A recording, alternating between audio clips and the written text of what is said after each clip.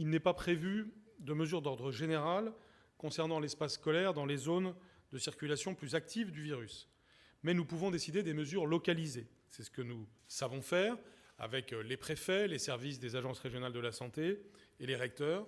de façon à ce que lorsque des cas de Covid sont suspectés ou confirmés, se déclenche immédiatement une procédure qui est calée avec le ministère de la Santé. Cette procédure, si on la résume, c'est isolement de la personne qui a des symptômes, remise de la liste des personnes contacts à l'agence régionale de santé, dépistage rapide et systématique des cas contacts, analyse de ces résultats pour conduire les autorités sanitaires préfectorales et scolaires à envisager des mesures éventuelles de fermeture temporaire d'une ou plusieurs classes ou même d'un établissement. Ce sont donc des mesures ciblées, adaptées, dans la lignée de ce que vient de dire le Premier ministre sur notre capacité à avoir une adaptation locale des mesures que nous prenons. Le cas échéant, nous sommes en mesure d'assurer la continuité pédagogique d'un établissement ou d'une classe que nous fermons,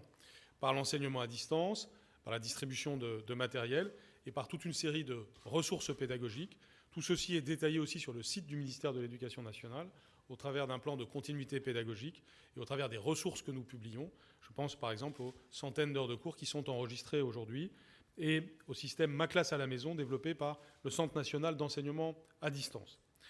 Nous abordons donc cette rentrée 2020 avec un esprit de responsabilité, c'est le sens du protocole sanitaire,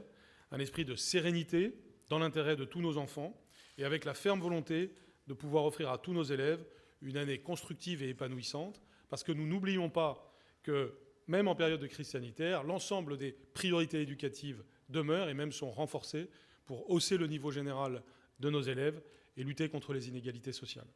Je vous remercie.